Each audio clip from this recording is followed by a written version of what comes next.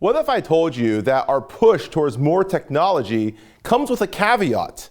That as we put more of our personal data online, hacking, cyber attacks, and other issues continue to threaten our security. This is what happened to a number of congressional candidates in the last cycle, and communities, individuals, and businesses across our country are all at risk. Kevin Dellicker of Dellicker Strategies and a congressional candidate in the 2022 cycle joins us to break down those questions and so much more. That's all coming up right here, right now. I'm Sam Chen, and this is Face the Issues.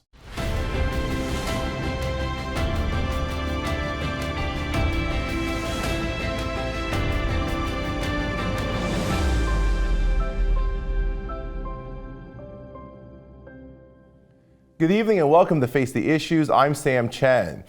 Politico recently broke a story of 11 members of Congress or candidates in the last election cycle that had their personal information compromised. All 11 were airmen and women in the United States Air Force, all of them Republican candidates for Congress, seemingly targeted by a research firm employed by the Democrat Congressional Campaign Committee. This opens up a number of questions of how safe is our information? Are we putting too much information out there in public? And does the rise of technology help contribute to this? Kevin Dellicker is the owner of Dellicker Strategies and a congressional candidate in 2022, one of the 11 that was targeted. He joins us tonight. Kevin, welcome to Face the Issues. It's great to see you again, Sam. It's good to have you here. And before we get started, I understand you're not here in your, you are a member of the Air National Guard. You've served, you've been deployed. You are part of that hack that we just talked about. We'll get into that. But you're not here in any capacity with the Air Force. That's right. I'm here just as a private citizen today. Yeah. Kevin, let's talk about this. The Politico news story broke. Actually, we first heard of this in the fall when a candidate for Congress, Jennifer Ruth Green of Indiana, had her personal information, including information about disciplinary actions taken, about potential sexual assault that occurred to her during her time in the Air Force, that was released and used in a campaign. This led to some investigation, and just last month we heard from Representative Don Bacon of Nebraska, Representative Zach Nunn of Iowa, that their information had been compromised. Sam Peters and yourself, candidates for Congress in the last cycle, have come forth, said that your information was also compromised. And the story is that Due Diligence was a firm run by a gentleman named Abraham Payton, and that he had approached the Air Force for these files. Can you walk us through? I mean, you're one of the people who's been affected. You're one of the 11. I don't know if that's an honor, but you're one of the 11. Can you walk us through what happened in your case? Absolutely. Yesterday, I was delivering cybersecurity training for a group of school administrators in New Jersey. And a woman came up to me and said, "This is an interesting subject. I can't believe the story I just read in Politico about these congressional candidates whose information was hacked." And she went through the whole story about how interesting this was, and she was surprised to know that I was actually one of those people. So yes, no, I got a letter about 2 weeks ago in the mail, and it alerted me that my information was compromised, and it detailed the types of information that was disclosed, and it said that it was an unauthorized breach. The letter was from the Air Force Personnel Center, so I knew it was legitimate when I opened it, and it had the name of a contact that I could call to get more information. And the letter said that my DD-214 had been released without my authorization, and that they had access to my Social Security number when they made the request. It also said that the Air Force didn't follow proper procedures and that they had done an internal investigation to try to figure out what happened to let this unauthorized disclosure occur. For our viewers who don't know, what is a DD-214? Absolutely. So a DD-214 contains information about where I went on a particular Air Force mission, when I started my service, when I came home, the places that I went during that time, what I did, any kind of awards I might have received during that time, or decorations, any kind of disciplinary action I might have had. But it also contains information like my Social Security number, my birth date, other items that if somebody had in their possession, they could easily use to steal my identity. So the subject and the content of the DD-214 might not be that valuable to an opposition researcher. I suppose it could be if you're lying about your military record, but it also contains all that sensitive information. And because it has details about military deployments and operations, you can also see why the United States military doesn't want that information out there for anybody to see. It could actually be valuable to our adversaries. Right. Now, how did the Air Force release this? I mean, the understanding, at least from the Politico article, is that Abraham Payton approaches them, lies to them about who he is. I mean, he's working allegedly on a contract from the Democrat Congressional Campaign Committee, the DCCC. He is with a firm called Due Diligence. He approaches them, though, to talk about, saying that this is about a request or an inquiry about employment or employment benefits. The Air Force certainly has protocols in place. They're not going to hand over a record to anybody who calls, right? I mean, what fell apart here in this process? No, they certainly shouldn't hand over a record to anybody that calls, and they're not supposed to turn over any DD-214s without the Air Force member's authorization, which obviously I did not provide. So there was a breakdown in process here. Somebody made a mistake. That's what social engineering is all about. That's a tactic that hackers use and people who are trying to steal information, where they try to trick you into revealing information that you're not supposed to. Apparently that's what occurred here. I don't yet have all of the details. I do trust the Air Force when they say they're handling it appropriately, but it also raises questions about who was this person working for, and why was he trying to do this to gain access to my records and these other Republicans? All right. Now, obviously, this has become a political football, as you can imagine. Right. The National Republican Campaign Committee has hopped on it. Who would have been your Democrat opponent, Congresswoman Susan Wild, has actually sent off a fundraising email based upon this. The Democrat Congressional Campaign Committee has come out and said we would never use information like this, referring to Jennifer Ruth Green's assault, that they would never actually use it in the campaign.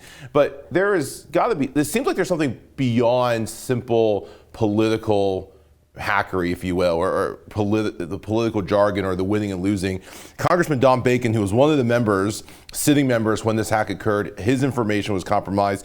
He told Politico this was more than just dirty tricks by Democrat operatives, but likely violations of the law.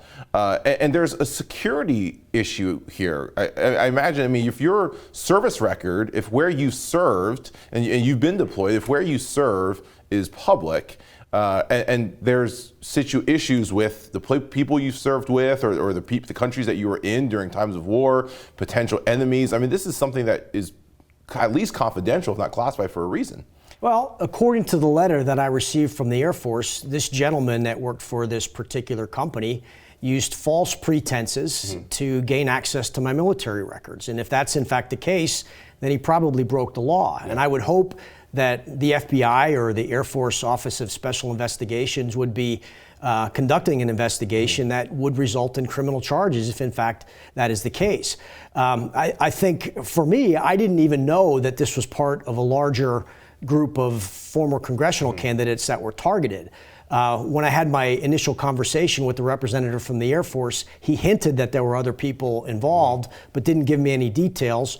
I hung up the phone and Googled the subject, and that's when I found out about these other people that had been targeted and knew that it was the same organization. So yes, it's a problem, and it isn't just a harmless hack. This is a person deliberately trying to break into military records, apparently for political purposes. Is there a risk, and we talked about this when you ran for office, there's a sense in today's politics that win and all sins are forgiven, right? Winning at all costs. And then there's those of us who believe that winning at all costs has a cost. Is there a concern that our politics has gotten so out of hand that this is even being defended in some cases as, well, look, nobody actually got hurt, and therefore it's not that big of a deal? I think in general, when you see an incident like this happen, it's reflective of the overall tone that our politics has become. The idea that some firm that's allegedly paid, not necessarily for this, but possibly by your Democratic campaign congressional committee opponent, that's out of bounds. And it's dirty tricks, but it's actually targeting individuals who are in the process of serving in the United States military, and it makes you wonder if anything is off limits anymore. Is there you've worked on this issue, we're going to get to that in the next segment. You've worked on this issue of security. Right. Is there a security concern, not just in the sense of information can get leaked, but is there a national security concern here? from where you sit? I think there is. I think that the United States and our free and open society has really gotten to the point where, for convenience and for other reasons, we are fast and loose with our sharing of data. We do it in social media. We do it with all the apps that we use. We never read the fine print when we agree to share and volunteer our information. And we've gotten to the point where it's dangerous. One little thing can reveal information that allows a whole lot of damage. And these days, if you get in through a back door somewhere, you can snake around and potentially do tremendous amounts of damage, not just to one individual, but to many. And scarcely a day goes by where we don't see evidence of another hack. I mean, I've seen statistics that suggest that we spend 1% of worldwide gross domestic product on cybersecurity, either reacting to criminal acts or defending against them. I mean, that's an amazing amount of money and resources and time that we spend trying to protect our information. And we need to do a better job. Yeah. Last question before we go to the break. What do you think, or what do you hope to see that the Air Force will do in going forward in this situation? Well, I'd like the Air Force to turn over the information that they have to the proper law enforcement authorities. I mean, if in fact this was a person that was targeting military information systems to try to gain access on political candidates for political reasons, that's kind of a big deal. Yeah. And I would hope that somebody investigates it and treats it as such to make sure that something like that never can happen again. Yeah. Hopeful that that's going to happen? I am. Yeah. I think the Air Force will follow through. Yeah, I appreciate that. Kevin, thank you for breaking that down. We're going to go to the break. When we come back, I want to talk more in the more larger scale about cybersecurity. It's your area of expertise. Yes. So we're going to cut the break, and when we come back, we'll have that conversation. Go away. We'll be right back. Face the Issues is produced and recorded in the studios of Lighthouse TV. Positively different.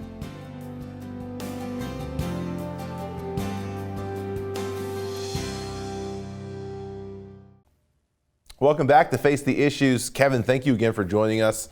Appreciate you talking about what happened with the Air Force, with the DCCC. You work on cybersecurity, and I want to move towards that part of this conversation. This is not, the situation with the Air Force and the DCCC is not a standalone incident in our country. We see this stuff regularly.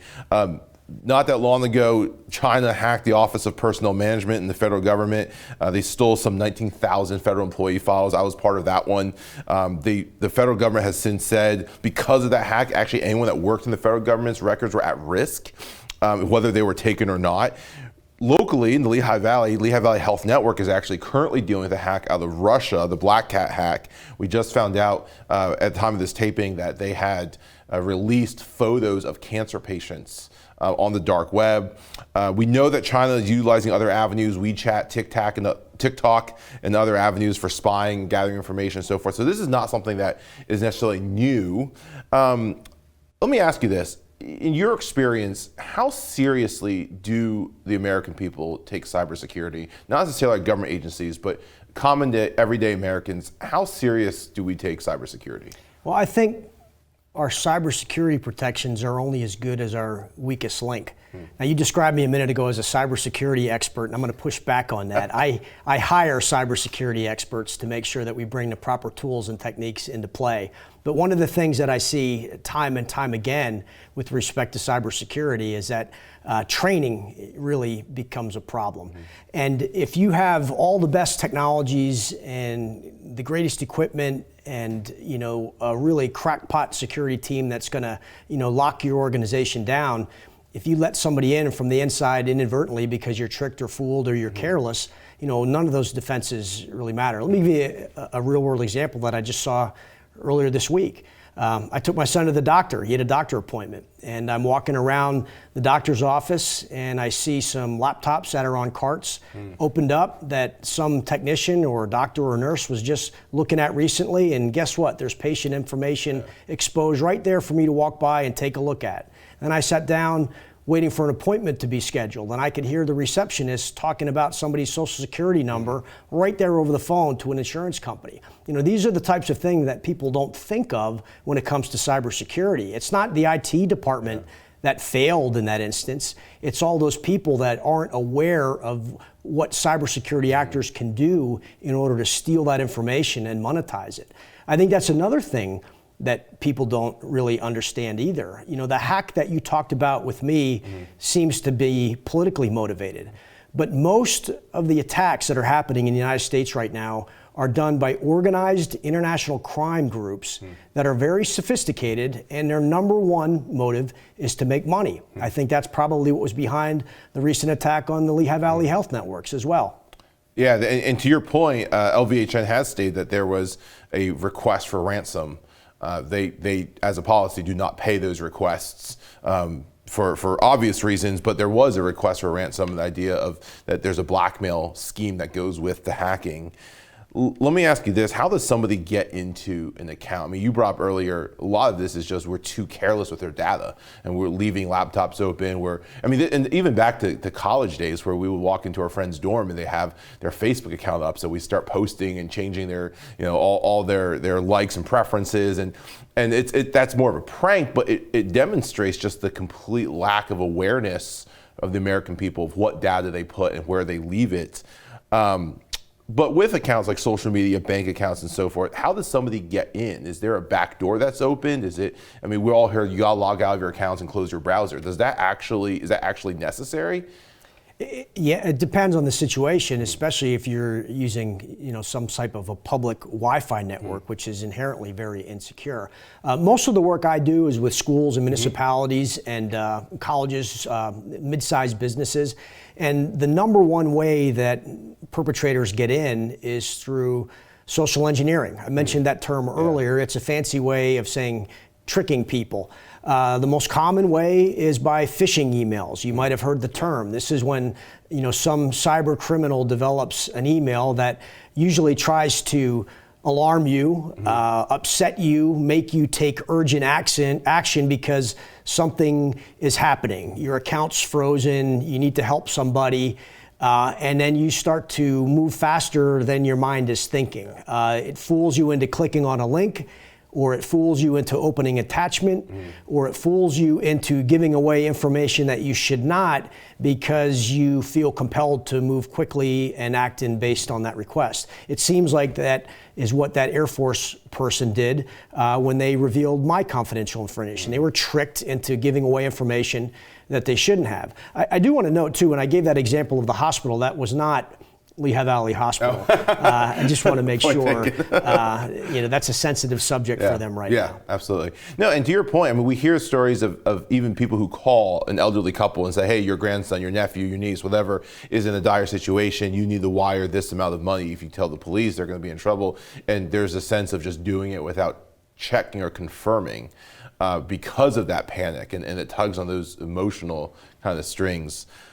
Let me ask you this, Kevin. During COVID-19, everybody was doing stuff online. Right. And we've certainly stayed there. We've done classes online. We've done online banking and shopping online. And everything is, do you want to save your credit card? Do you want to save your password?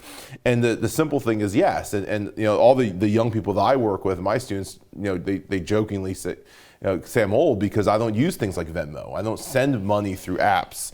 Cybersecurity experts have warned that the more we do this, the more we're building towards a massive hack of our financial systems because more and more people's information online is online. How serious is that threat? Are these experts right? That we actually risk a massive, massive hack of our financial institutions? Well, I'm less worried about our financial institutions than I am about other institutions. The banks, the high-tech government agencies, the big businesses that are trying to, protect against corporate espionage, they've got some great cybersecurity protections in place, and they've been investing that for years and years and years. What the cyber criminals are doing, though, is they're targeting the low-hanging fruit, the softer targets, the schools, the universities, the hospital networks that don't do cybersecurity as their core business and might not really know all the ins and outs of how to defend their networks against increasingly sophisticated cyber criminals. So the reason why school districts are targeted, even though they don't have as much financial information as banks, is because you can still get in there pretty easy. You can lock up their information, demand a ransom, and now you've been able to make money even if you didn't gain access to some sort of sensitive financial information. They're going after the soft targets more so than the hard targets right now. What advice do you give then, to organizations about how to guard against this? To your point, institutions like banks often bring in cybersecurity teams to help build that infrastructure. What do you tell a hospital network or a school district? You work with them. What advice do you give those organizations? Well, there's a combination of tactics, technologies, and training that organizations need to do to protect their networks. When it comes to tactics, there's all sorts of best practices that are out there developed by government organizations, nonprofits, private companies that lay out all the things that you should be doing to protect your networks. You don't really have to reinvent the wheel. That's already been established. But the problem is that many organizations, especially if they're not technology oriented, will reflexively try to parcel this function out to their IT staff. And the IT staff then resorts to go buying gadgets and gear and equipment because that's what they know. And then the chief executive thinks that he or she is protected because they've got all these, pieces of equipment that are going to protect them, from getting the bad guys in. Another thing that they really need, though, is training. And to me, this is the number one deficiency that I see in most organizations. If you train people how to recognize cyber attacks and phishing emails and how to do basic defensive protocols against these organized crime networks that are trying to get in, you can reduce your vulnerabilities significantly. In fact, I always tell my clients that cybersecurity awareness training is probably the most cost-effective thing that any organization can do to combat these cyber criminals. Let me ask about individuals then. What advice do you give to individuals? And we hear all these commercials for LifeLock, right? Lock your personal data. Sure. Things like log out of your bank account when you exit your browser. What advice do you give individuals about how to protect themselves? Because they're, like organizations, they're also at risk and oftentimes soft targets. Yeah, use common sense. If you get an email that looks fishy, it probably is.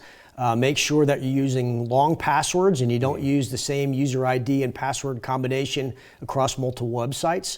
That's what hackers do. They'll get access to one set of password user ID combinations, and then they'll try that on a whole bunch of the most popular websites until they get in if you're using the same passwords.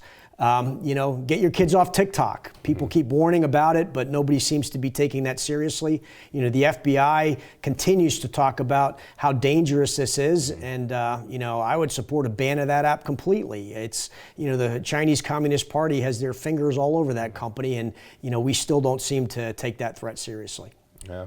Kevin, good advice. I appreciate you breaking that down, and hopefully organizations and families and individuals take heed. Don't go away. We'll be right back.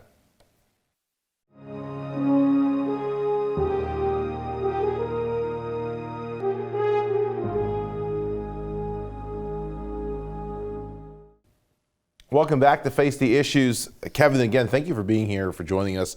I want to close out actually by picking up on something you said at the end of the last segment. You said get your kids off TikTok. Now, TikTok is this popular app that a lot of young people are on. Usually what we're looking at when you turn on TikTok is just different people doing dances or things like that. Why, you mentioned that TikTok is being used by the Chinese Communist Party, same with their messaging app WeChat. Why is TikTok so dangerous? I think this is one of the things where a lot of people go, okay, I can change my passwords, I can lock down or shut down the browser when I log out, I can avoid public Wi-Fi, things like that. But they go, how is an entire app a threat? What is it that we're missing about when it comes to things like TikTok? China has a law in place that says if the government wants to gain access to data and information that's used and collected and accessed by Chinese companies, then the Chinese companies have to let them in. And of course, the government of China is controlled by the Chinese Communist Party. What that means is all of this data that's running through the TikTok app can be accessible by the Chinese Communist Party. Now that may sound far-fetched and alarmist, but we've already caught them in lies about who's accessing the data for different things.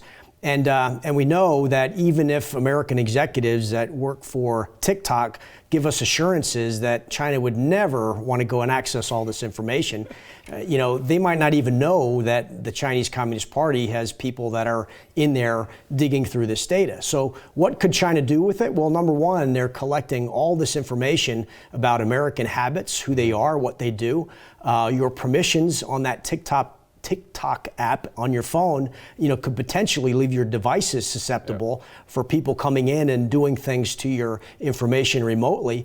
And there's new reports about, the Chinese actually, manipulating the algorithms to, send certain videos out or manipulate who sees what. So it's kind of a terrifying thing when you put it all together, especially on the scale that particular application is now being used across the United States, especially targeting our children. Yeah, and to your point, I mean, with so many of these apps, not just TikTok, where we get the permissions and we just click yes. And when we do that, we open up it asks for your contacts, asks for your photos, asks for all these things that we store and we think are private.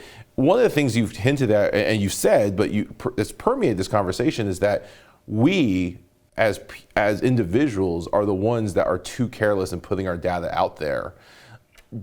What's your hope? Do you think we'll ever learn this lesson and rein in our own ability of not oversharing? Well, I don't want to make people paranoid, but I want people to be vigilant. I want them to understand that there are really organized crime networks that are trying to get into our schools and our local governments and our small businesses to try to make money by stealing data.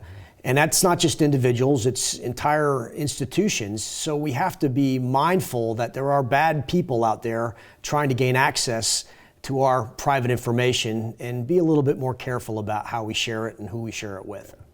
Ronald Reagan famously said, "Trust but verify." Yes. We're going to put Kevin Dellicker on the record of saying vigilant but not paranoid. There you go. Kevin, thank you so much for joining us. Deeply appreciate this conversation. Absolutely. Thank you, Sam.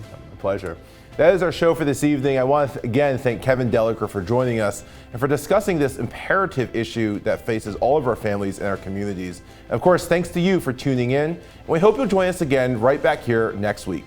Until then, my name is Sam Chen. On behalf of all of us here at Face the Issues, thank you and good night.